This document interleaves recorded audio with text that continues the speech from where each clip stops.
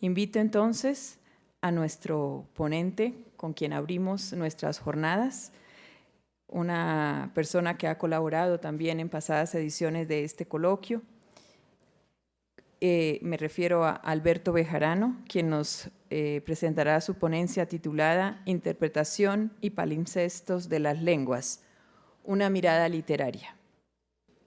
Alberto Bejarano es docente e investigador del Instituto Caro y Cuervo en la Maestría de Literatura. Es director de la línea de investigación en literatura comparada.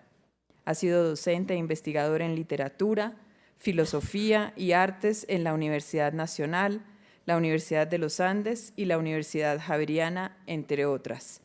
Y es profesor visitante de la Universidad Federal de Minas Gerais, en Brasil. Es doctor en Filosofía y Estética de la Universidad de París 8, magíster en Estudios Latinoamericanos de la Universidad París 3. Entre sus publicaciones se destacan Ficción e Historia en Roberto Bolaño, de 2018, Lichis de Madagascar, publicada en 2011, y La jaula se ha vuelto pájaro, publicada en 2014. Bienvenido, Alberto.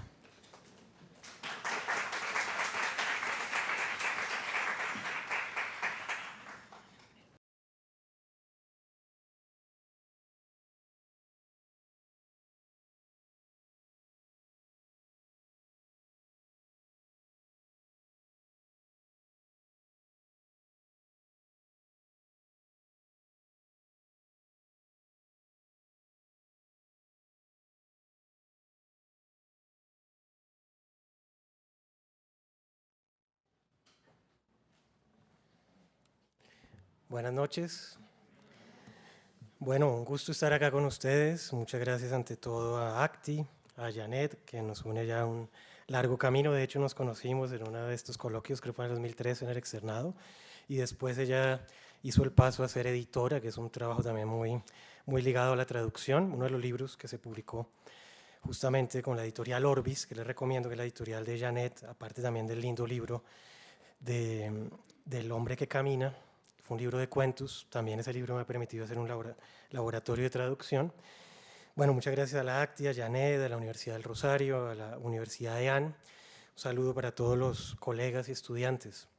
Bueno, el sentido de esta conferencia, que yo he subtitulado, aparte de lo que dice en el programa, Borges y la traducción como destino inglés, es acercarnos justamente a uno de los largos caminos que recorrió Borges, incluso antes de nacer, con respecto al inglés y con respecto a la traducción. Entonces iremos viendo diferentes momentos, diferentes experiencias de traducción, tanto de Borges como traductor, como de traductores de la obra de Borges, principalmente al inglés. Y me voy a basar principalmente en este libro que está acá, que se consigue en varias ediciones, que se llama Borges, el aprendizaje del escritor.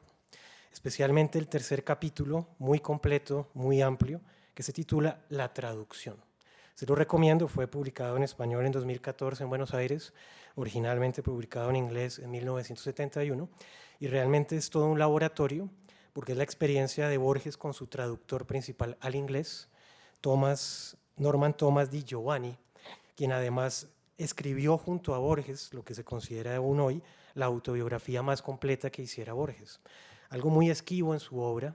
Borges era muchas veces muy tímido y muy parco, incluso alguna vez llegó a decir que era más bien un actor y que a él lo habían contratado un grupo de intelectuales como Bioy Casares para que actuara del ciego que conocía todos los libros y hablara de los laberintos y de los tigres, pero que él realmente no sabía ya quién era, siempre era parte de sus juegos y de sus paradojas. Bueno, ese ensayo originalmente publicado en inglés se llama un ensayo autobiográfico de 100 páginas, fue coescrito, en parte dictado por Borges, ya en ese momento estaba casi completamente ciego, con su traductor al inglés. Además, un personaje muy inquietante, muy curioso, que ha escrito varios libros realmente muy singulares. Uno de ellos se llama Borges y su esposa, la esposa de Borges. Es una especie de novela de anécdotas y de chismes literarios. Y otra que se llama Lecciones del Maestro, que es más como esa experiencia de traducir con Borges. No digo ni siquiera traducir a Borges, sino traducir con Borges. Entonces voy a inspirarme sobre todo en este libro, también en el libro que escribiera hace unos años, se publicó hace unos años, de Bioy Casares, que es una especie también de biografía de Borges. Si ustedes miran la entrada de traducción, es una de las más voluminosas, como Borges desde el principio siempre hablaba de traducción y fue uno de los oficios a los que más se dedicó durante toda su vida. Y el tercer texto que voy a usar son algunos cuentos y algunos poemas de Borges que tienen que ver sobre todo con el inglés. Quisiera partir de algo que acaba de comentar Camilo, nuestro colega acá del Rosario, de esta sala y de estos retratos. Y una de las definiciones que nos da Norman Thomas de Giovanni del traductor es que el traductor es como un restaurador de pinturas. Me gustó mucho esa metáfora, surgió de la conversación con Borges, y si realmente la pensamos en detalle, creo que le daría mucha más profundidad y dignidad a un oficio tan complejo como es la traducción. El traductor como un restaurador de la pintura. Puede que el traductor no sea el autor de la pintura, puede que no sea el que haga la pintura, pero sin la restauración, sin la conservación y muchas veces la reparación, incluso la reconstrucción de muchas obras, buena parte de la historia del arte no existiría. Y quizá muchas veces es mayor y dura más tiempo el trabajo de la restauración que el trabajo mismo de la obra. Creo que ese es uno de los pilares y una de las grandes enseñanzas de Borges. El traductor le enseña tanto al escritor como el escritor al traductor. Ese sería el segundo punto y la segunda definición. Borges mismo decía en estas conversaciones que él había modificado buena parte de sus textos producto del trabajo con los traductores, principalmente con Di Giovanni, que había cambiado los textos originales en español, de muchos poemas, cuentos, ensayos, porque se había dado cuenta que faltaba claridad, porque se había dado cuenta que había elementos del contexto que no se entendían, porque se había dado cuenta años después que al releer sus historias o sus poemas en inglés había algunas fallas o algunos vacíos. Entonces, para Borges, el trabajo de la traducción es una especie de suplemento, es una especie de complemento para el escritor. Y a la vez, sobre todo en la traducción literaria, a la vez el trabajo del traductor pone a prueba la escritura del escritor. Y creo que eso es una gran ganancia, es un gran aporte de la traducción. En mi propia experiencia he tenido la oportunidad en algunos momentos de traducir sobre todo del francés, más de literatura, y ahora también del portugués, y también algunos de mis cuentos han sido traducidos a otros idiomas. Y en ese tipo de laboratorios creo que muchas veces es más el aprendizaje del escritor o del autor que el aprendizaje del traductor. Y creo que es algo que hay que poner de presente, que no siempre se tiene esa conciencia y no siempre se tiene esa divulgación pública, y a veces se ve el trabajo del traductor como algo que más bien está como al lado del texto. Y Borges fue uno de los grandes defensores de la traducción. Uno lo podría asociar a Borges con la idea de un hombre que conoció muchas lenguas, en efecto conoció varias, pero Borges siempre valoró el trabajo de la traducción, porque consideraba que el trabajo de la traducción era un trabajo de ida y vuelta. Entonces es algo muy común para la literatura contemporánea. Piensen en Humberto Eco, en Cortázar, en muchos escritores contemporáneos, la idea de la obra abierta. Para Borges, escribir en una lengua, así sea la lengua materna u otra lengua, es una obra abierta que solo viene a ser completada no solamente por el lector, sino por ese personaje intermedio, mediador, que es el traductor. Entonces muchas veces un texto adquiere mucho más color, adquiere más dimensión o llega a un público que realmente lo valora más gracias a la traducción. Si no fuera por la traducción, muchos textos justamente quedarían encapsulados y no se podrían proyectar. Una segunda mención que tiene que ver con la Universidad del Rosario es un pequeño homenaje que quisiera hacerle a un personaje que surgió de acá, que fue egresado del Rosario, Rafael Uribe Uribe. Para quienes no son colombianos, lo pueden relacionar más con el coronel Aureliano Buendía en Cien años de soledad. Y lo cito porque fue un personaje que, aparte de hacer múltiples guerras civiles y ser todo un andariego y un conocedor del país, también fue un traductor. Y de hecho hizo uno de los libros más curiosos, que hizo un rescate hace un par de años, no recuerdo si fue la Universidad de Afid o la Universidad de Antioquia, que fue ese famoso diccionario de galicismos que Rafael Uribe Uribe escribió en la cárcel. Creo que eso también es algo muy representativo para los tiempos en los que estamos y los tiempos en que venimos. Esa metáfora del traductor que está en la cárcel traduciendo y haciendo un diccionario de galicismos. Ese texto se lo recomiendo, de Rafael Uribe Uribe. Bueno, entonces vamos a entrar en materia. Borges decía que su mayor pecado era no haber nacido en inglés, que su mayor defecto era no haber tenido la lengua materna inglesa. Y siempre convivió con ese fantasma y siempre convivió con esa insatisfacción del español. Lo primero que leyó Borges y lo primero que escribió fue en inglés.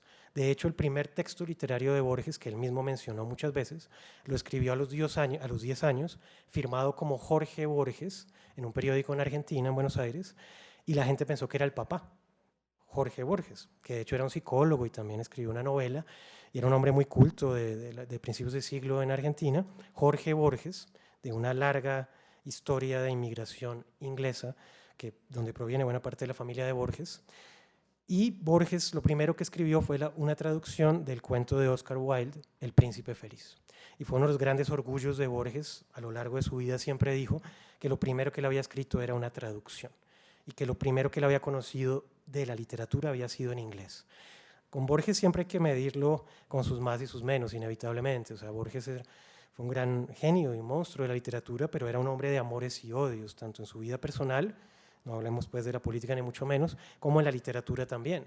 Y Borges tenía a veces algunas afirmaciones que eran muy, muy retadoras o muy desafiantes, incluso muy peligrosas o casi que nos dejarían un poco temblando. Una de ellas es cuál fue lo primero que él conoció en español. Él dice que primero toda su formación de infancia fue en inglés, con literatura inglesa principalmente, Chesterton, Oscar Wilde, en fin, y que lo primero que leyó en español, cuando tuvo una curiosidad, dice él, una curiosidad adolescente, dijo, ¿qué será leer en español? ¿Y cómo sonará esa lengua? Porque me parece un poco extraño que pensar la Buenos Aires de principios de siglo también, principalmente de inmigrantes, como decían en Argentina, la mayoría de argentinos descienden de los barcos, a diferencia de nosotros, porque efectivamente la gran mayoría son de unas inmigraciones muy diversas. Y Borges dijo, bueno, voy a leer El Quijote. Y su primera lectura del Quijote fue una gran decepción. Borges dice que al leer la primera parte del Quijote, dijo, debe ser una mala traducción. Eso nos muestra mucho el talante de Borges, por supuesto. Es decir, para Borges, la mejor lengua, la lengua más perfecta, la más eficaz, la más directa, la que prescindía de las frases largas y del exceso de adjetivación, algo de lo que huía Borges siempre, era el inglés.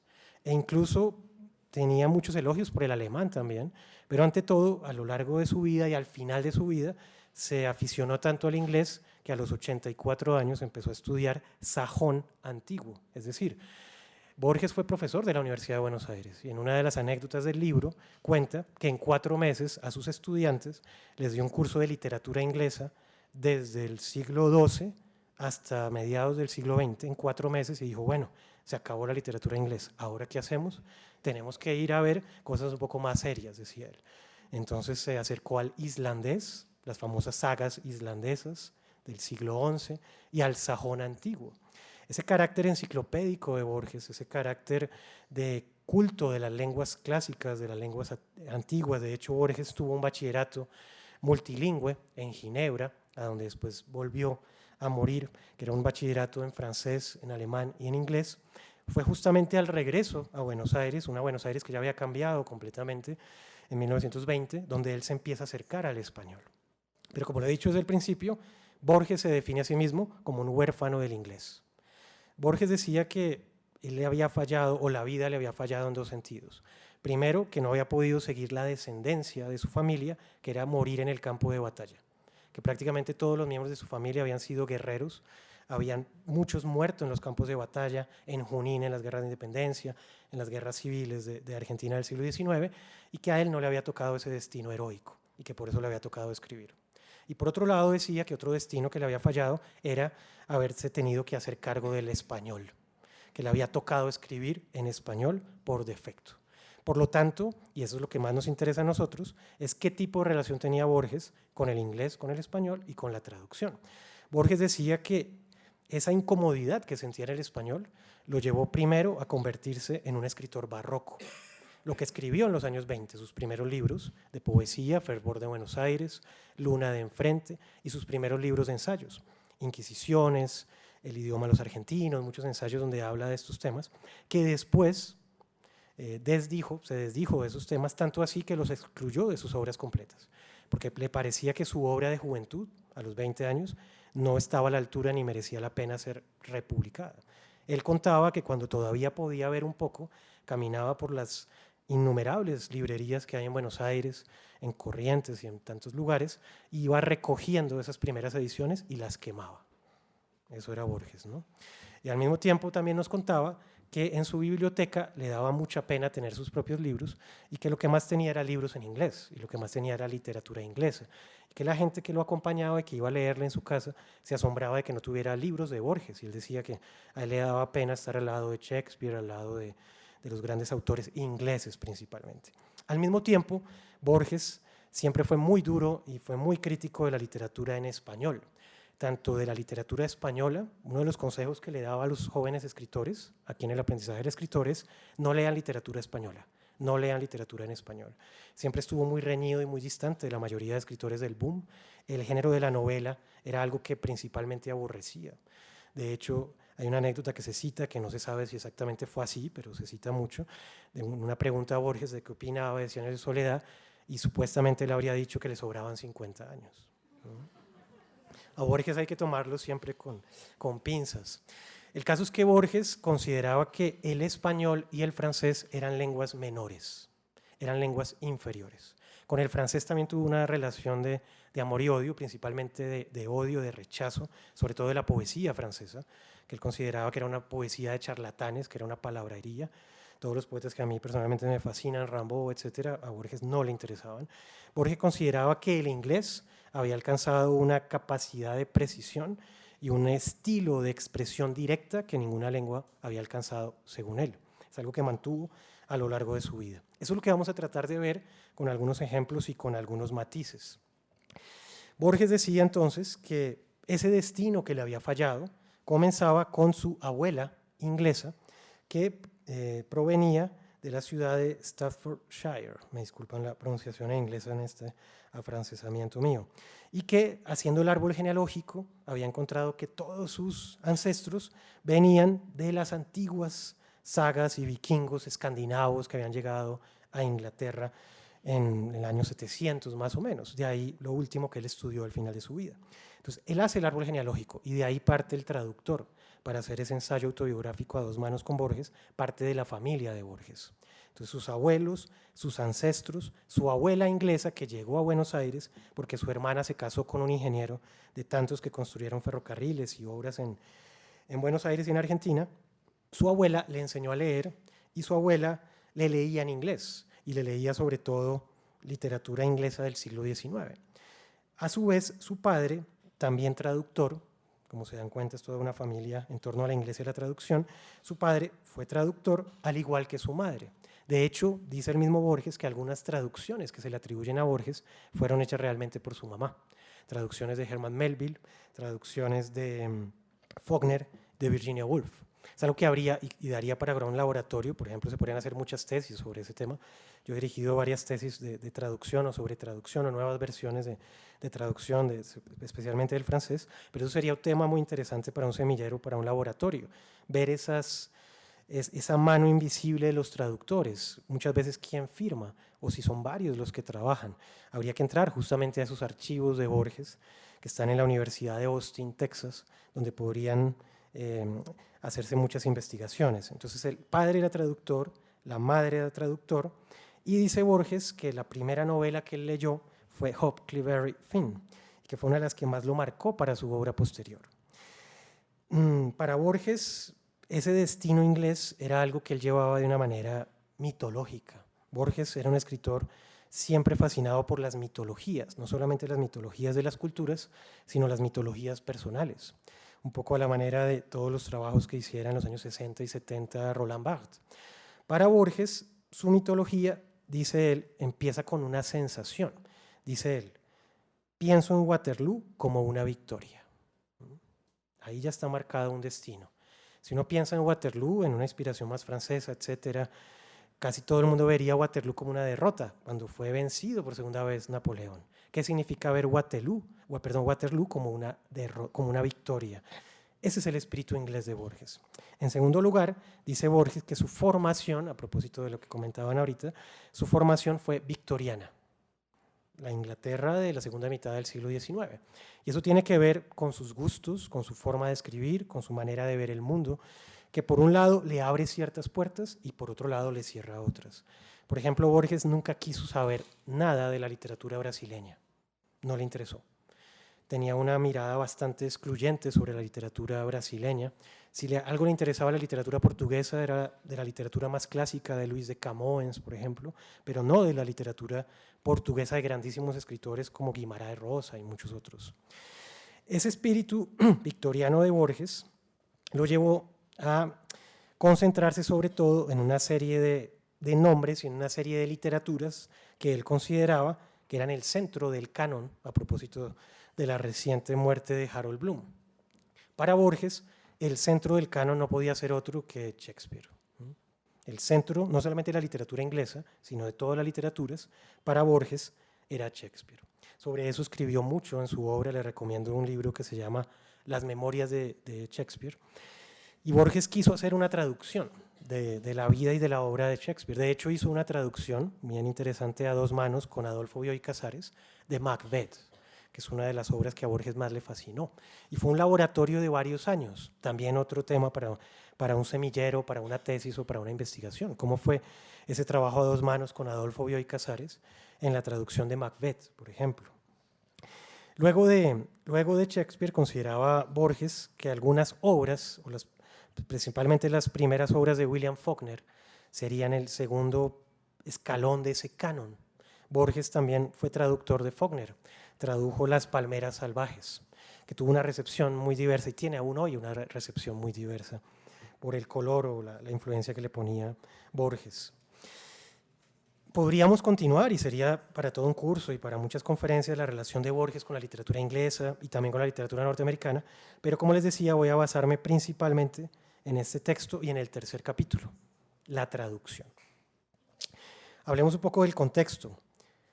Fue una invitación al segundo viaje que hiciera Borges a Estados Unidos. El primero lo hizo en 1961 a la Universidad de Texas y el segundo fue en 1971 a la Universidad de Columbia en Nueva York, no tanto para dar conferencias o dar clase, sino para integrarse a un seminario de traducción. Creo que eso es lo más relevante y lo que más nos compete en este coloquio. Fue un seminario de traducción. Entonces Borges no dio charlas, sino que hizo una especie de clases en vivo con su traductor, hablando de problemas de traducción concretos, de sus cuentos, de sus poemas.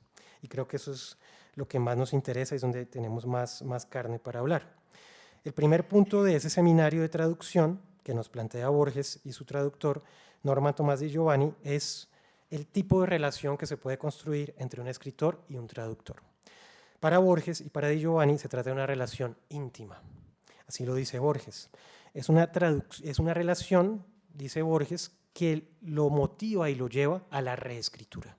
Es uno de los pocos momentos en la obra de Borges, de las múltiples conferencias, entrevistas, charlas, ensayos, donde Borges va a decir que a él le interesa la reescritura, a pesar de que la practicó muchísimas veces. Si ustedes se dan cuenta, y por eso yo puse como título palimpsesto, Borges con frecuencia cambiaba títulos, cambiaba prólogos, cambiaba el orden de los poemas, excluía, incluía, hacía nuevas versiones, etc. Pero para Borges la relación con su traductor, especialmente con Tomás Di Giovanni, fue tan íntima que llevó justamente a una relación de conocimiento muy personal. Uno de los primeros consejos, por decirlo así, que da Borges es que él recomienda que se traduzca más literatura de autores vivos. Y él recomienda que se hagan laboratorios con autores vivos. Él dice que es muy difícil y que para él no es algo que él recomiende traducir autores clásicos. Si bien es cierto, él considera que siempre es importante renovar las versiones y ser muy sensible a los nuevos públicos, pero Borges consideraba que la esencia de la traducción era el diálogo entre el escritor y el traductor. Entonces su primer consejo era privilegiar la traducción de autores vivos y de obras contemporáneas. Ese es el primer punto. Es un poco lo que hizo el traductor norteamericano que murió hace un par de años, Gregory Rabassa, que es el gran traductor de las novelas y de los cuentos del boom al inglés. De hecho, una gran amiga, que es una de sus discípulas, María Patricia Guzmán, que trabaja en Canadá, de pronto alguno la conoce, está, por ejemplo, ahorita en un laboratorio de traducción muy interesante que se suspendió, desafortunadamente, por la muerte del gran escritor colombiano Roberto Burgos Cantor, que escribió una de las grandes novelas sobre el Caribe, que se llama La Ceiba de la Memoria. Esa novela voluminosa, ultra barroca, muy compleja, que de hecho incluso en español es muy difícil de leer por todas las capas y todo incluso las palabras, arcaísmos que él usa y demás, Es un trabajo que ella estaba haciendo de laboratorio, de diálogo con Roberto Burgos Cantoro. Entonces esa relación íntima entre Borges y su traductor no pasaba solamente por hablar del contexto, no pasaba solamente por la terminología, no pasaba solamente por comprender el color local de los textos de Borges, no pasaba solamente por problemas estilísticos, por problemas de ritmo, de tono, etcétera, sino pasaba también por un conocimiento de las intenciones del escritor, algo que es mucho más invisible, algo que podríamos decir es incluso más fenomenológico, es mucho más etéreo, es mucho más gaseoso, porque el escritor mismo puede tener varias intenciones o puede cambiar incluso la interpretación que le da al texto una vez lo ha escrito, 5, 10, 15, 20, 30 años. Y nadie más que Borges para cambiar las intenciones de un texto, incluso sin modificar una sola coma, como es el caso de su famoso cuento Pierre Menard, autor del Quijote, donde se cambia el sentido sin modificar una sola parte de la estructura del texto. ¿Hasta dónde llegó esa relación íntima entre Borges y el traductor? A un escenario teatral, es decir, no digo que Borges sugiera que un traductor debe meterse en la casa y en la vida y en la pareja del escritor, ni mucho menos, pero eso fue lo que vivió Norman Thomas Di Giovanni.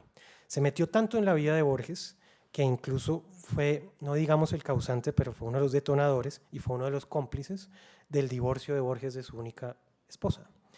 Tiene que ver, es decir, hace parte de la anécdota hace parte de lo que estamos hablando de la traducción, porque estaban enfrascados en un laboratorio, Borges y su traductor, en lo que sería el primer gran libro de antología de cuentos de Borges al inglés.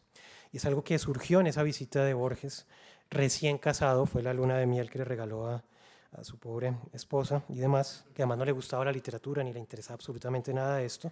De hecho, una de las cosas que cuenta Norman Thomas Di Giovanni es que cada vez que había una reunión, una comida, una tertulia, ella empezaba a sacar unos abrigos y decía a la gente, te presento a Poe, te presento a Melville, te presento a Whitman, y eran abrigos. Y decía que cada abrigo era la plata que Borges había ganado en una conferencia, en una traducción, en una publicación. Y ella sacaba los abrigos.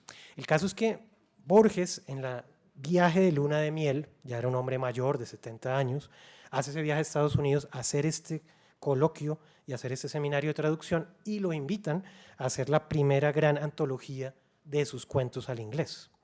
Borges, que conocía muy bien el inglés, por lo que he comentado desde el principio, se sintió tentado a una reescritura casi literal de los cuentos. El libro se llama El Aleph y otras historias, publicado en 1971 en Nueva York. Y Borges le tomó tanto afecto a ese trabajo que no solamente descuidó a su esposa, sino que prácticamente el traductor se vino a vivir ahí, a la casa de Borges en Buenos Aires. Lo que significa que esa relación íntima llevó a que se convirtiera el traductor en el confidente, como una especie de editor justamente, en el confidente de Borges. Y cuando Borges le dijo, tengo que escoger entre la literatura y mi matrimonio, obviamente el traductor lo que le sugirió fue escoger la literatura. Pues era su trabajo y no le habría dicho que no. Y fue el que tuvo la idea de cómo hacer posible el divorcio de Borges de una manera teatral. Borges era muy tímido y no sabía cómo salirse de esa situación, y lo que le propuso el traductor inglés era distraer a su esposa en un café, en una tertulia con otros amigos, mientras él sacaba su ropa y sus cosas, y así fue. Pero además también le había sugerido que fuera sacando los libros que más quería de su biblioteca, uno por uno, mientras se daba el momento perfecto. Y adivinen qué libros sacó Borges de su biblioteca, solamente los libros que más quería, que eran los libros en inglés, de literatura inglesa. Entonces el fervor de Borges por el inglés, por la literatura inglesa, era así. Si miramos también su biblioteca personal, que fue un proyecto que lo invitaron al final de su vida para elegir 100 libros y hacer un prólogo de cada uno de esos libros, que es una biblioteca maravillosa que desafortunadamente no fue publicada en su totalidad y no se puede conseguir toda, incluso los que se publicaron, algunos son muy difíciles de conseguir.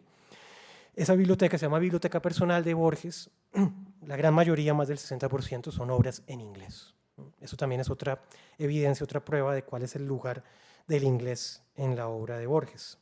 Entonces, ese primer punto que mencionamos, la relación del escritor y del traductor, es íntima y tiene que ver con de qué manera el traductor interpreta, comprende y se acerca al mundo del escritor. Es algo que puede llegar incluso a ese aspecto tan personal o a ese aspecto tan cotidiano en un escritor. El traductor como un confidente. el traductor justamente como el mejor amigo del escritor. Pero justamente para Borges, quien decía que una de las grandes pasiones, sobre todo argentinas, era la amistad, justamente el amigo, como diría Platón y como lo podemos ver en los diálogos griegos, el amigo no es solamente el que te acompaña, el que te apoya, el que te alienta, el que te da ánimo. El amigo también es, ante todo, el que te pone a prueba.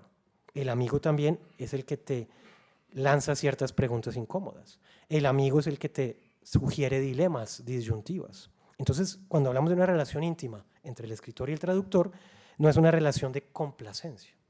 No es que el traductor, por estar cerca del escritor y ganarse, por ejemplo, la confianza de un escritor como Borges, imagínense lo que significaba para un traductor, ser el traductor oficial de Borges al inglés, lo que significaba para su carrera y para su obra. Pero no era solamente eso, era de qué manera el traductor tenía que aprender a decirle no al autor. Ese es el segundo punto. ¿Qué significa decirle no a un autor cuando se trata de ese diálogo tan íntimo? ¿De qué manera, cómo, en qué contexto, en qué condiciones, a través de qué mecanismos? Un traductor tiene que ser una especie de Bartleby, dice Borges. Recuerden que Bartleby, el famoso personaje de Herman Melville, un cuento futurista que es muy actual, de un oficinista, de un copista en Wall Street, que está un poco cansado, hastiado de la vida que tiene rutinaria, y un día, ante una pregunta y ante las sucesivas preguntas, siempre va a responder lo mismo: preferiría no hacerlo. Lo que fuera que le preguntaran, Bartleby respondía: preferiría no hacerlo. Bueno, de alguna manera podríamos decir, esa sería una segunda metáfora, así como el traductor es un restaurador de pinturas, el traductor también muchas veces tiene que ser un Bartleby. Muchas veces tiene que responder: preferiría no hacerlo. Pero esa respuesta o ese no, incluso a alguien como Borges, que se preciaba, por ejemplo, de conocer y de tener un dominio y una cercanía con la lengua inglesa mayor que la que tenía con el español. Es decir, incluso con un autor mundial, incluso con un autor ya de semejante trayectoria en 1971, como Jorge Luis Borges, el traductor, que era mucho menor que él y que tenía una pequeña trayectoria importante, pero no comparable en su momento, Norman Thomas Di Giovanni, aprendió a decirle no a Borges. En el laboratorio de traducción que construyeron, y que los invito a verlo de primera mano ahí, después con detalle cada uno por su cuenta, lo que vemos ante todo son las negativas del traductor. ¿En qué consiste entonces esa barrera, ese momento en que un traductor tiene que poner una barricada entre el texto y el escritor? Borges decía que muchos de sus cuentos y poemas y que muchas palabras primero las había pensado en inglés. Es un poco la fama y el aura que el mismo Borges construyó, lo cual no quiere decir que sea una mentira. Lo que pasa es que no siempre operaba así en el texto. Es decir, el traductor se convierte en un investigador. Se convierte en un investigador de los archivos del escritor. Y en el diálogo con el escritor va descubriendo ciertos vacíos, ciertas licencias, ciertos excesos, cierto ruido que hay en el texto con ciertas palabras, con ciertas expresiones y con ciertas frases. Por lo tanto, Borges, y es uno de los aspectos más notables de este libro, termina reconociendo en el traductor una de las pocas personas en su vida que le decían que no a algo. Y sobre todo que le decían que no con argumentos que lo hacían pensar, lo cual era lo que más le gustaba a Borges, es decir, de qué manera él tenía que volver a un texto de hacía 5, 10, 20, 30, 40 años y tenía que modificarlo, porque se daba cuenta que había algunas fallas que muchos editores, lectores y críticos no habían observado. Eso significa también un trabajo de archivo, como les decía, de cotejar versiones y también un trabajo de comparación, que es lo que yo trabajo en literatura comparada, entre las diferentes versiones de un texto y las diferentes traducciones también. Así como la literatura, un cuento, un poema es una obra abierta, está abierta a diferentes interpretaciones, a diferentes modificaciones, una traducción también. Y de hecho, Di Giovanni reconoce la importancia de cotejar las versiones de las traducciones y comprender también, por ejemplo, desde qué lugar del inglés o qué lugar del español se está traduciendo. Es algo que ya ha ganado mucho terreno, pero hasta hace muy poco tiempo, hace poco tiempo nos regíamos todavía por la idea de la Real Academia de la Lengua Española, que estaba y está en Madrid, y era una pirámide donde el español se dirigía desde Madrid hacia abajo. De unos años para acá, lo que hay es una asociación de academias de la lengua española. y es una relación mucho más horizontal, es una relación colegiada, es una relación donde van académicos de un lado y del otro, hacen coloquios, discuten los textos, en fin.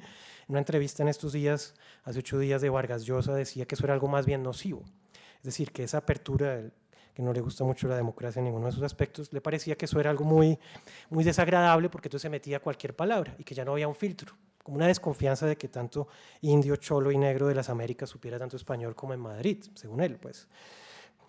Pero no, alguien como yo piensa todo lo contrario. Yo soy más de la escuela de alguien como Edouard Glissant, que piensa más bien que la diversidad, como lo mencionabas tú, la diversidad de las lenguas, y así como cuando se extingue una especie o hay una amenaza de extinción de una especie, lo mismo es para una amenaza de extinción de una lengua, aquí en Colombia que tenemos 85 lenguas nativas.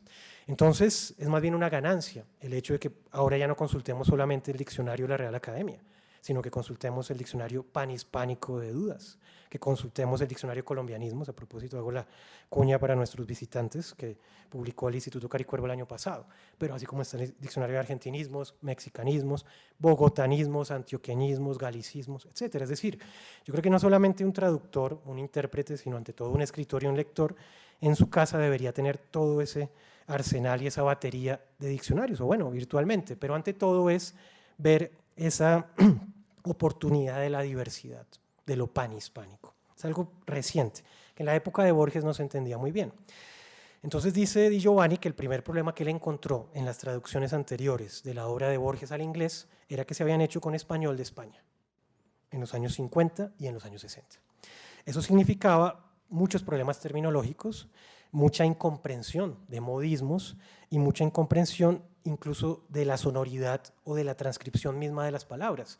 Por ejemplo, Borges hizo un ejercicio de prolongación y reescritura de la novela de su padre, Jorge Borges, que se llama El Congreso, si no estoy mal, esa novela.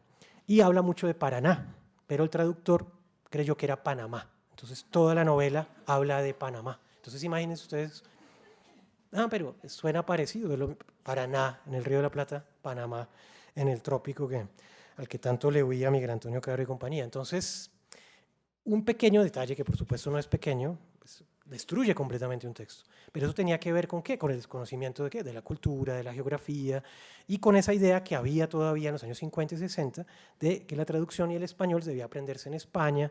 De hecho, aún hoy hay una gran discusión, aún hoy en día, con los certificados de español, porque todavía hoy el Instituto Cervantes quiere tener el monopolio, como lo tiene, por ejemplo, la Alianza Francesa, con el francés y demás, de quiénes son los que realmente enseñan el verdadero español. Cuando en cada país latinoamericano justamente hay institutos de la lengua oficiales, etc. Entonces ahí vemos un segundo problema que nos plantea Di Giovanni Borges, la importancia de conocer el contexto cultural.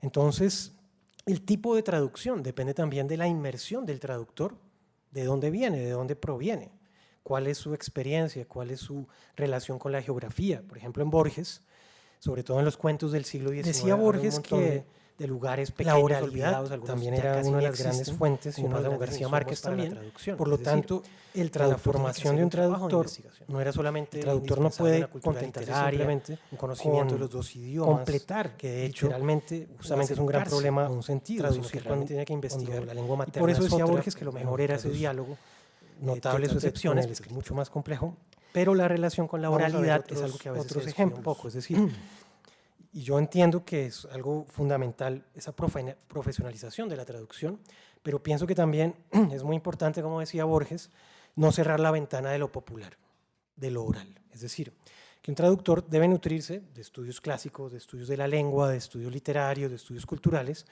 pero tampoco puede perder de vista ese color local de los escritores, es decir, esa experiencia de primera mano de los escritores, cómo nutrirse, cómo permearse, cómo sumergirse en esa experiencia de primera mano.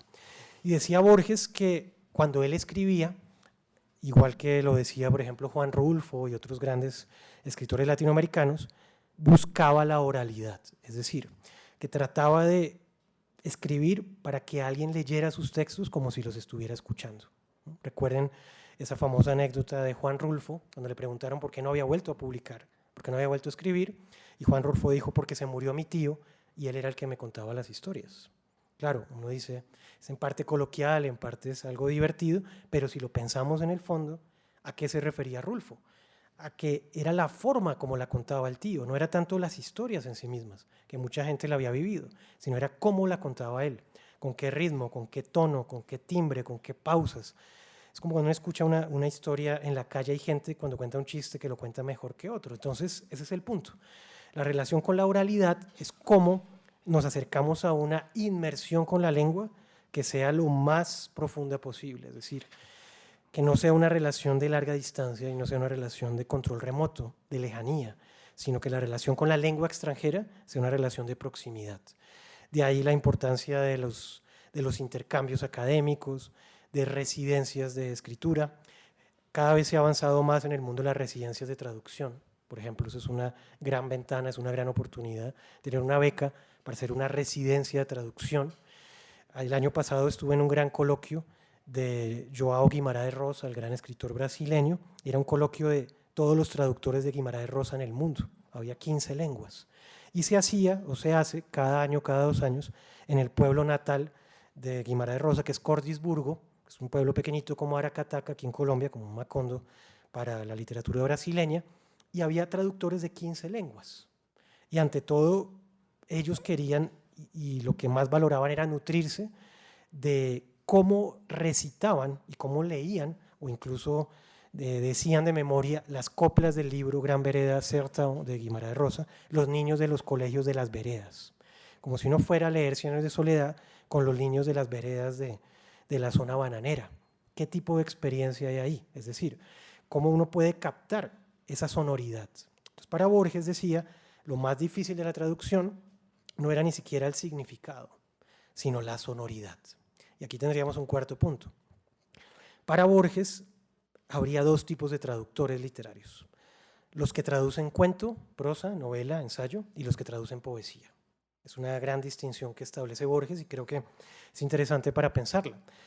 Borges dice que la traducción de la prosa es una traducción que podríamos llamar de coautoría. Es decir, en el momento en que yo traduzco a un escritor, no soy solamente su intérprete, sino que soy su coautor, porque tengo que pensar y hacer un ejercicio de imaginación de la lengua de partida y de la lengua de llegada. Igualmente complejo, el punto de partida como el punto de llegada, los dos. Porque puede que yo conozca muy bien la lengua materna, el punto de partida, pero si el punto de llegada me es extraño o me es raro y el lector de ese punto de llegada no se siente familiarizado con lo que está leyendo, la traducción no está funcionando y viceversa. En cambio, para Borges, el traductor de poesía, decía él, ya no era un coautor, sino que era un nuevo autor. Y la sugerencia y lo que hicieron con Borges, la traducción de la poesía de Borges al inglés, fue hacerla con un colectivo de 20 poetas norteamericanos. Es decir, este seminario de traducción se convirtió en un laboratorio de traducción de poesía.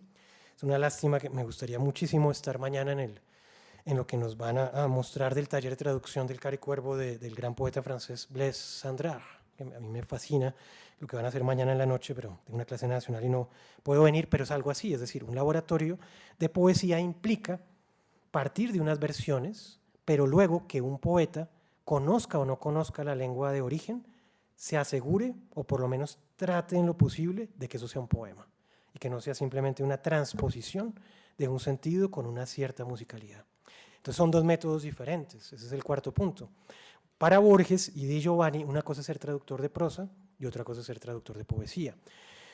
Aquí en Colombia ha habido grandes traductores de poesía, sobre todo de poesía francesa, muy recordado el libro y las traducciones de Andrés Holguín, por ejemplo, de la antología de poesía francesa, pero hay todo un trabajo por hacer de archivos de la historia de los traductores colombianos, de la historia de los traductores literarios colombianos, por ejemplo. Eso también daría para muy buenas tesis, para muy buenos estudios, para los que se animen. De hecho, en un libro que yo publiqué el año pasado, que fue un rescate editorial de una revista llamada Espiral, fundada por el poeta colombiano Luis Vidales y el exiliado español Clemente Airó, una de las secciones de la revista, que duró 31 años, era de traducción.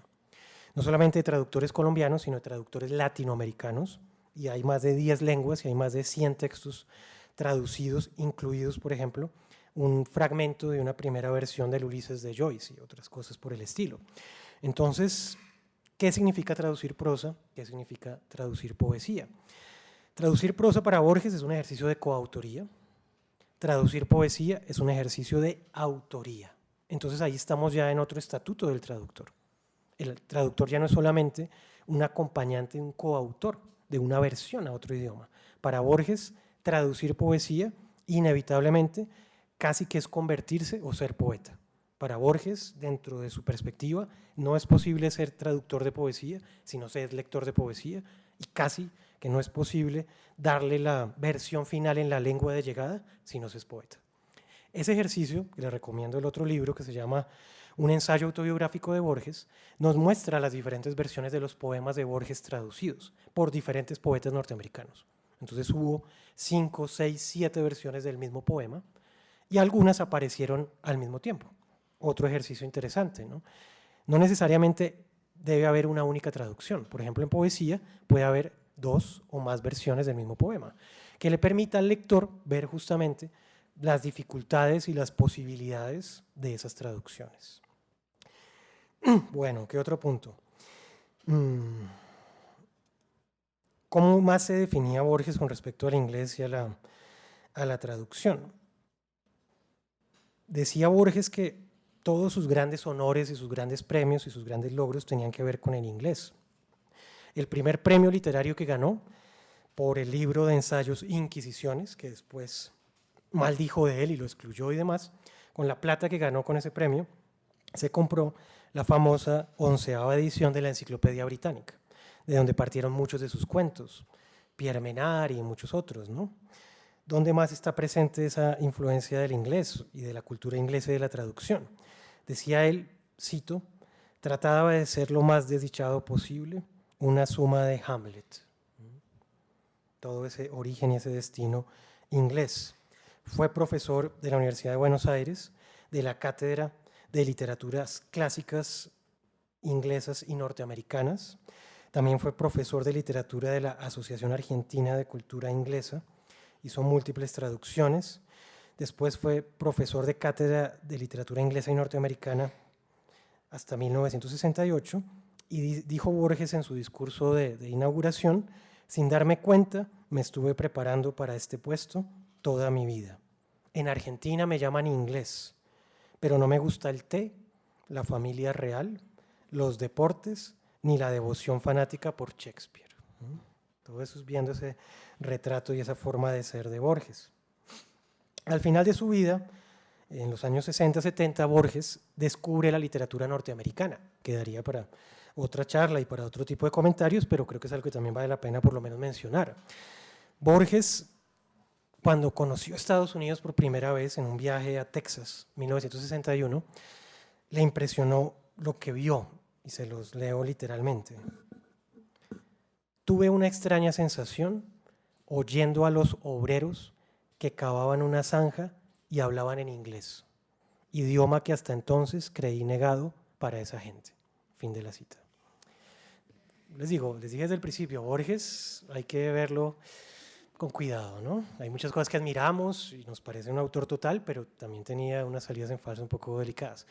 El caso es que Borges consideraba que el inglés era un idioma hecho para escritores, y Borges consideraba que los escritores eran escritores victorianos, Chesterton, Oscar Wilde, escritores de capa, escritores de cierta hidalguía, de cierta aristocracia, y le parecía extraño que la gente del común y lo que se llama slang o jerga hubiera contaminado el inglés británico. Para Borges el verdadero inglés era el inglés británico. De hecho, aún hoy uno a veces se deleita más, o los que no estamos tan cerca del inglés, es más cercano esa dicción británica que las múltiples dicciones que hay en Estados Unidos. Borges, como provenía de ese origen victoriano, consideraba que la literatura norteamericana, con algunas excepciones, había deformado la literatura inglesa clásica. Sin embargo, a medida que fue a Estados Unidos y se acercó más a la literatura norteamericana, rompió un poco ese tabú y ya pudo abrir un poco su perspectiva. Sin embargo, muchos autores no entraban en el canon de Borges, por ejemplo Hemingway, por ejemplo muchos cuentistas ya más contemporáneos que Borges no le interesaba. Borges decía también con respecto al inglés norteamericano que él se oponía a una traducción de equivalencias de jergas. Eso es un problema también para el traductor muy interesante. De hecho, últimamente incluso se han hecho versiones del Quijote contemporáneo, ¿no? Para niños o para jóvenes. ¿Cómo hacemos un Quijote más actual para que los jóvenes lo lean? Entonces, un Quijote que ya no está entre los molinos del siglo XVII, sino en esta época. Y también, entonces, el problema que significa para un traductor pensar demasiado en la recepción. ¿Cómo hago para que el lector de hoy o el lector japonés entienda cómo hablan en las barriadas o en las comunas de Medellín, por ejemplo? Si se va a hacer una traducción a otro idioma de las novelas de Fernando Vallejo, por ejemplo. ¿Cómo hacer con esa jerga, con la oralidad de Fernando Vallejo? Di Giovanni tiene una posición y Borges tiene otra. Di Giovanni era partidario en los años 70 de buscar una equivalencia de jergas en la lengua de llegada.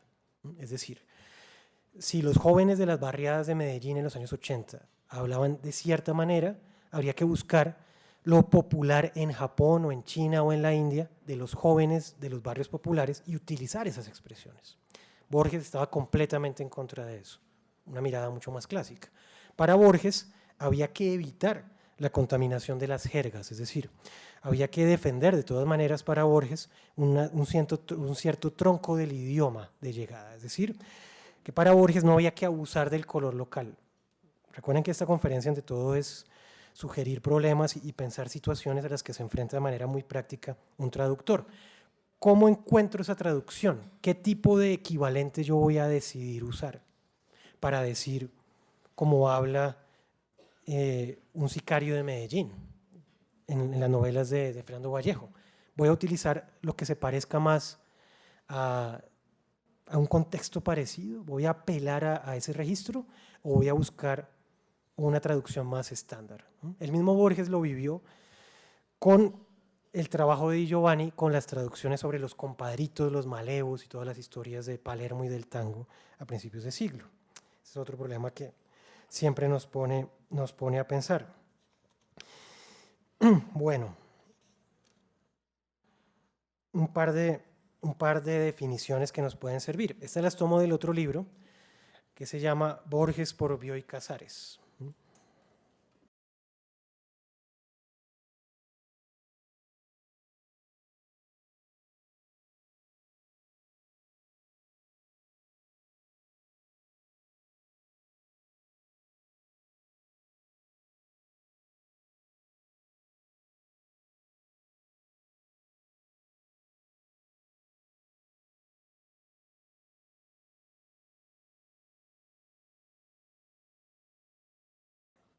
Dice que el problema del traductor muchas veces está en el texto del escritor. Es decir, para Borges, una traducción muchas veces, y la mayoría de veces, puede mejorar un texto que no es muy bueno literariamente. Y es algo que a veces el lector no podría darse cuenta. A Borges le pasó. Cuando Borges publicó la traducción de Las palmeras salvajes de Faulkner, tuvo una muy mala recepción y uno de los comentarios era que era una escritura muy intrincada, que daba muchas vueltas, que había mucha digresión, propio del estilo de Borges, la digresión, los saltos, irse por los lados. Pero si uno mira el original de Faulkner y la escritura de Faulkner, justamente era así, era una escritura muy intrincada. Entonces muchas veces el traductor tiene que asumir la condición misma del texto. ¿Qué significa eso para Borges? Que el traductor, y eso obviamente es muy difícil porque pues hace parte de un mercado, de unas condiciones, de unas exigencias, pero que la relación entre traductor y escritor debe ser de ida y vuelta, es decir, que debe ser tanto el escritor el que busca al traductor como el traductor el que busca al escritor. Algo que muchas veces, la mayoría de veces, no sucede en una editorial donde le llegó eso, usted tiene que traducir eso en tanto tiempo, vale tanto, y si no se lo vamos a otro y ya. Pero en un mundo más utópico, como decías tú hace un rato, un mundo más ideal, con más valoración de este oficio, justamente sería qué términos se acordarían entre el escritor y el traductor. ¿Qué términos se podrían acordar en función justamente de cuál es la visión del escritor? ¿Qué tan abierto y tan dispuesto está a poner a prueba el texto original?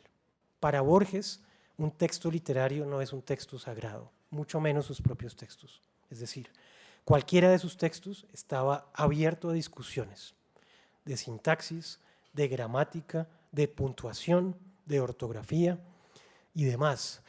Y no es un trabajo menor. De hecho, yo tuve la oportunidad de trabajar en el archivo de de los escritores en Río de Janeiro en una pequeña temporada hace un par de años, hace 2 años, y estuve viendo la correspondencia entre García Márquez y el escritor brasileño Antonio Calado, que estuvo aquí en Bogotá el 9 de abril, un gran cuentista y novelista, quien fuera el traductor al portugués de Brasil del Amor en los tiempos del cólera.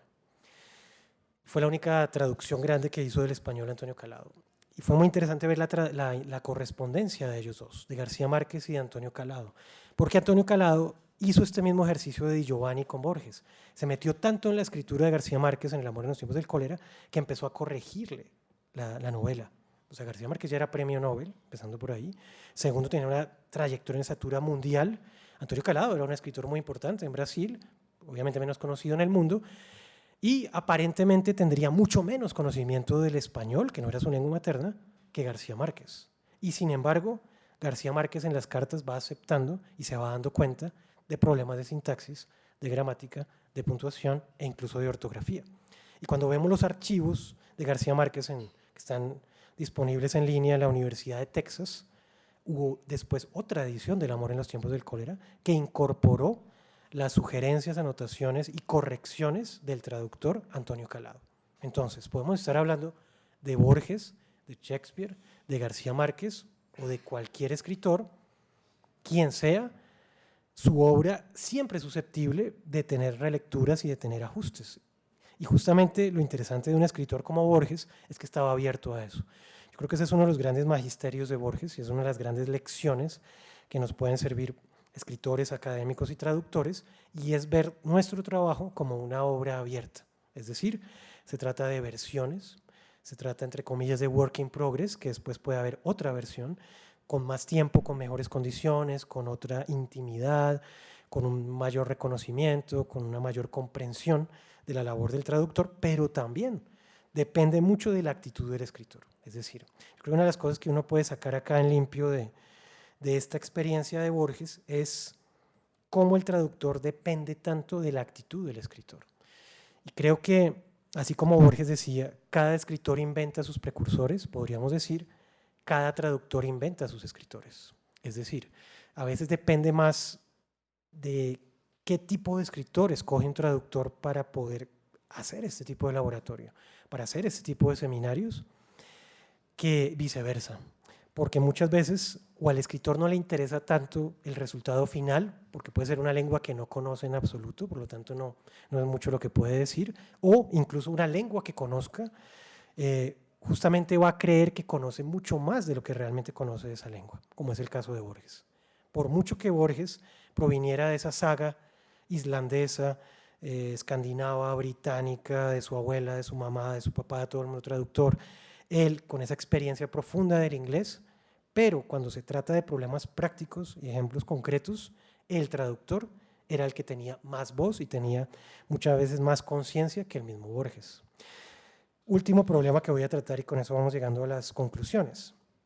El traductor Norman Di Giovanni se da cuenta, después de varios años de trabajo con Borges, que el vocabulario y la relación de Borges con el inglés es un inglés del siglo XIX. Lo cual en el fondo tampoco era una gran sorpresa, porque el mismo Borges decía, yo soy un escritor del siglo XIX porque nací en 1899, mitad en serio, mitad en broma.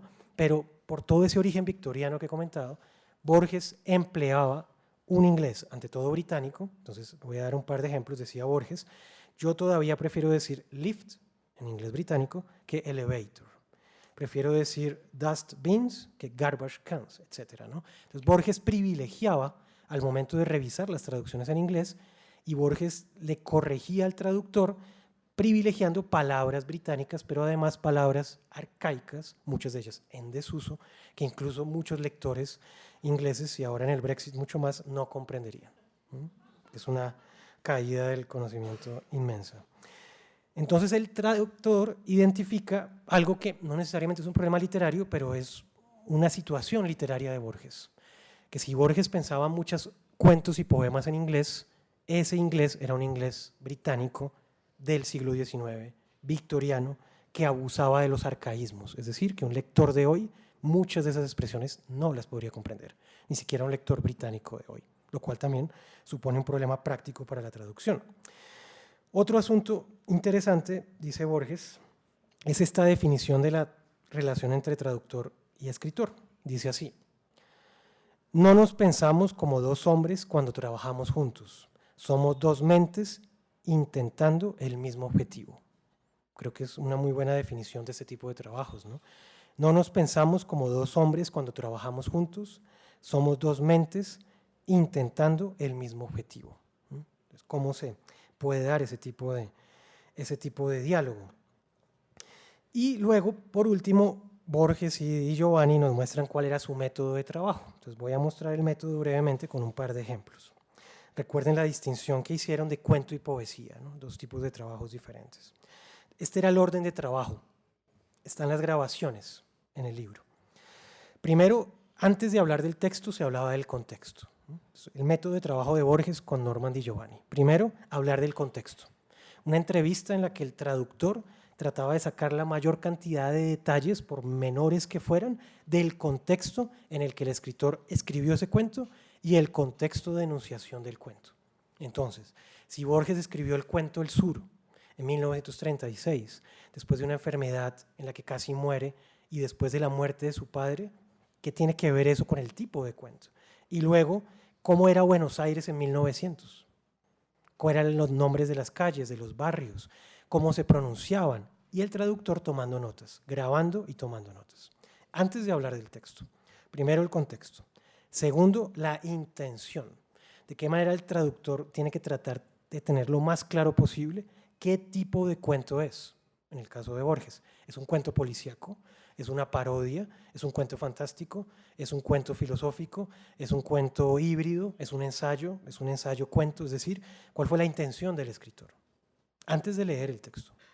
Tercero, ya propiamente del texto, los siguientes 4 problemas: ritmo, énfasis, tono y estilo. Es decir, una vez el traductor tenía más o menos claro el contexto y la intención, el traductor procede por su parte a leer el texto en el idioma original y empieza a hacer algunas versiones, algunos borradores, y con un borrador empieza a conversar con el escritor. Y conversan de ritmo, énfasis, tono y estilo, tanto de la lengua de partida como de la lengua de llegada. Es decir, ese énfasis de Borges en la musicalidad, en la sonoridad, es muy importante.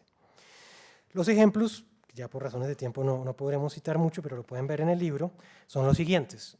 El cuento Biografía de Tadeo Isidoro Cruz, en el cual Borges, gracias a ese trabajo con el traductor, llega incluso a poner en duda el título mismo del cuento en español. Borges, después de la traducción, dice: creo que fue pretencioso y fue errado decir biografía de Tadeo Isidoro Cruz. La primera traducción al inglés había sido biography, literal, y a través de este trabajo, de este laboratorio, queda como alive, una vida de Tadeo Isidoro Cruz, y en futuras ediciones de Borges, Borges va a decir que prefiere ese título incluso en español, una vida de Tadeo Isidoro Cruz. El segundo ejemplo es de 2 poemas. El primero se titula Invocación a Joyce y el segundo, Página para recordar al coronel Suárez. Página para recordar al coronel Suárez. Quisiera darles un par de ejemplos de los términos y con eso vamos terminando. Esta es la manera como lo explica Norman Di Giovanni. Entonces ponen la grabación y empiezan a hablar del cuento Biografía de Tadeo Isidoro Cruz. Dice el traductor: yo trabajo solo, preparo un primer bosquejo borrador en manuscrito del cuento. Luego le llevo eso a Borges. Trabajamos todas las tardes, generalmente en la Biblioteca Nacional de Buenos Aires. Como verán, le leo una oración del texto en español y a continuación una oración de mi borrador en inglés. A veces sentimos que estas oraciones son lo suficientemente buenas tal como están y a veces las revisamos extensamente. Borges puede corregirme, yo puedo pedirle que clarifique. Uno u otro puede sugerir alternativas o variaciones. Pero lo interesante de esto es que las alternativas y variaciones valen para los 2 casos, es decir, no solamente para el texto traducido en inglés, sino también para el texto original en español. Creo que eso es lo más provechoso, que es un trabajo de ida y vuelta. parafraseamos constantemente, tratamos de mantener nuestras oraciones libres de torpeza o de construcciones indirectas. Nuestra preocupación durante esta primera etapa es pasar todo el texto en español a cierto tipo de inglés. Y para hacerlo me gusta estar seguro de haber comprendido completamente tanto el texto como las intenciones de Borges. Entonces, un caso acá muy famoso con este cuento, y es que Borges se da cuenta que había un problema de continuidad, como pasa en el cine, que había algo que no funcionaba en el relato, que ningún lector ni ningún crítico se había dado cuenta. Y cuando Borges hace este trabajo, se da cuenta que había un problema en el manejo del tiempo y lo cambia. Cuando terminamos con esta primera etapa, no nos inquieta que quizá el resultado sea todavía bastante literal y provisional. A menudo nos quedamos intencionalmente indecisos sobre qué palabra o cuál de nuestras frases alternativas usar. Una vez resuelto el trabajo, me llevo el borrador anotado a casa, lo mecanografío y empiezo a dar forma y a pulir las oraciones. Cualquier referencia que haga otra vez al español en esta instancia es generalmente para corroborar el ritmo y el énfasis. A partir de aquí, mis preocupaciones tienen que ver con tono y estilo. Esta es la etapa más difícil y la que más tiempo de trabajo exige. La etapa final consiste en llevar mi borrador más o menos terminado a Borges y leérselo, esta vez sin hacer referencias al original en español. Y dice Borges, nuestro único propósito es evaluar que la pieza se lea como si hubiera sido escrita originalmente en inglés. Ese es el objetivo, como si hubiera sido escrita originalmente en inglés, pero que que no pierda ese sabor del color local del cual partió. En esa traducción estuvieron trabajando un año, todas las tardes. Es un cuento de 4 páginas. Hay que tener en cuenta eso. Pero también hay que tener en cuenta que Borges ya estaba ciego, lo cual significa que había que leerlo, o sea, el trabajo era mucho más lento. Y además Borges casi que era una garantía de la oralidad, de que inevitablemente iba a sonar bien, porque él no lo podía corroborar visualmente. Entonces era un sello de garantía de que tenía que sonar bien, porque él no podía verlo. De hecho, les recomiendo una película que está ahorita en cartelera, que se llama Hacia la luz. Es una maravilla, porque es la historia de unos traductores e intérpretes que trabajan en el comentario de películas para personas ciegas. Entonces ellos tienen que recorrer y describir la película con este equilibrio. No pueden decir todo porque entonces no hay imaginación y uno no puede imaginar nada, pero tampoco pueden omitir los detalles fundamentales porque si no la persona se pierde en la sonoridad de la película. Es una película japonesa y es la historia de un fotógrafo que se está quedando ciego y que tiene que recurrir a una intérprete, él que era el dueño de la luz, como si fuera el artista que es el dueño del conocimiento y ahora tiene que recurrir justamente a un intérprete que sea el nuevo dueño de la luz. Esa sería la tercera metáfora de esta conferencia. La primera es, el traductor es un restaurador de pintura. La segunda es, el traductor establece una relación íntima, muy, muy íntima, con el escritor, como es el caso de Borges con Di Giovanni.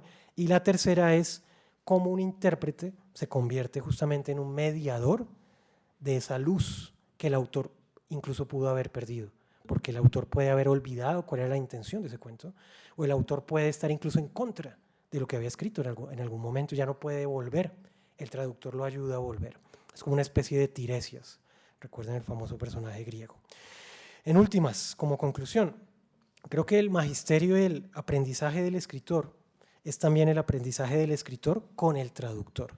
Yo creo que habría sido muy justo subtitular este libro Jorge Luis Borges, Thomas Norman Di Giovanni. De hecho, revisando algunos datos para esta conferencia, el año pasado o hace 2 años, antes de la muerte de Di Giovanni, hace 2 años, ganó una demanda en Buenos Aires para que en las nuevas ediciones aparezca cofirmado, tanto este como el ensayo autobiográfico de Borges, porque efectivamente fue escrito a 2 manos con el traductor. Es una larga pelea histórica de los traductores, ¿no? Que aparezca acá en la portada traducido porque no es lo mismo traducido por el que puso Panamá que por el que puso Paraná, no es igual, ¿no? Para bien y para mal. Por lo tanto, como decía Janet, esas luchas de los traductores tienen que ver, por ejemplo, con ese reconocimiento, que en la portada aparezca el traductor. Así como han tenido que luchar muchos guionistas en Hollywood para que aparezca en primer lugar guionista en los créditos, en qué lugar aparece el guionista y sucesivamente. Es un trabajo democrático de oficios, de agremiaciones, de sindicatos, que acá estamos todavía muy crudos en ese tema. Entonces, por último, creo que todo este magisterio, este aprendizaje de Borges nos muestra hasta qué punto es más lo que necesita el escritor del traductor que el traductor del escritor.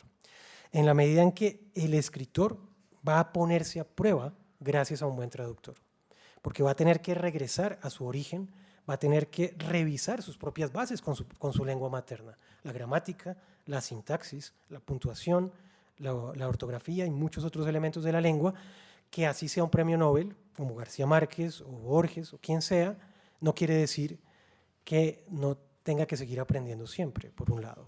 Y por otro lado, el aporte del traductor está en, por una parte, cómo escoge lo que va a traducir.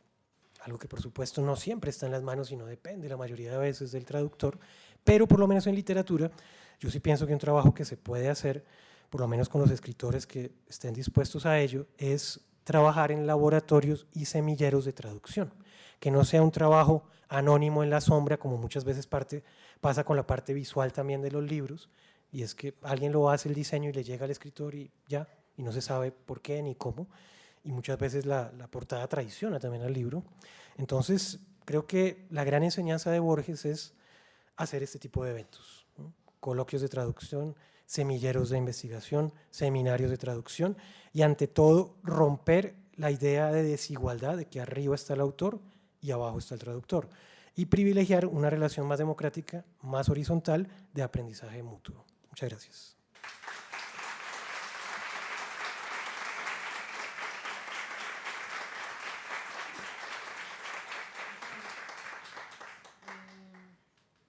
Gracias, Alberto, excelente, además que muy linda esta intervención de la traducción literaria y además muy bien con todos nuestros invitados argentinos, ¿no? Como que caído al dedo. Quería comentar contigo. Así como a Borges le daba pena ponerse al lado de Shakespeare, a mí ponerme al lado de Borges, pero bueno. El libro fue publicado por la editorial Sílaba de Medellín, aquí hay muchos amigos de la Universidad de Antioquia de Medellín. Fue una beca de investigación de IDARTES, que es el Instituto de las Artes acá en Bogotá, preguntas, comentarios ahorita en literatura, y es una de las investigaciones que yo adelanto en el Instituto Caricuervo hace ya 6 años. El libro se titula Antología y Estudio Crítico de la Revista Espiral, de recuperación de una revista que lo conozcan, se llamó Espiral. Esa es la portada de sus primeros números, que tuvo como dato curioso y como uno de los grandes aportes a la cultura colombiana y latinoamericana, ser una de las primeras revistas interdisciplinarias en Colombia, 1944, además de una de las que más tiempo duró, 31 años. Una revista integrada paritariamente por escritores y pintores. Esa fue una de sus características, tuvo una gran sección de traducción, como lo comenté hace un rato, y la revista había sido completamente opacada y olvidada por otras revistas, la revista Mito, la revista Eco, y por grandes personalidades de la literatura y del arte, como Marta Traba, Rafael Gutiérrez Girardot y muchos otros. Entonces fue un trabajo de recuperación, de desenterrar este archivo, hacer una antología y un estudio crítico. Entonces en el libro lo que van a encontrar es, primero, un estudio del contexto, de la época, de los autores.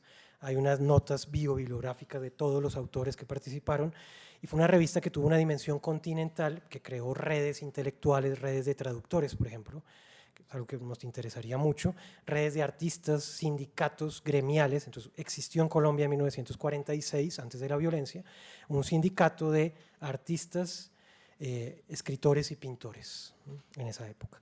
Entonces, la revista estaba olvidada, yo hice este estudio, y la Secretaría de Cultura de Bogotá cada año otorga un premio al mejor libro de humanidades publicado en Colombia y en los países andinos que contribuye a la recuperación del patrimonio cultural de nuestros países. Esta revista, este trabajo, trata justamente de recuperar este patrimonio cultural inmaterial, que son las publicaciones periódicas, y a la vez desenterrar muchos autores y obras y versiones. Realmente me gustaría mucho que la conocieran, sobre todo la parte de la traducción, de personajes como Jaime Tello y muchos otros grandes traductores colombianos de los años 40, 50, 60. El libro, como les digo, fue publicado por la editorial Sílaba de Medellín. Desafortunadamente ya se agotó la primera edición, vamos a tratar de sacar una segunda edición, espero muy pronto. Y bueno, Están las bibliotecas y quien quiera pues podemos conversar cuando quieran.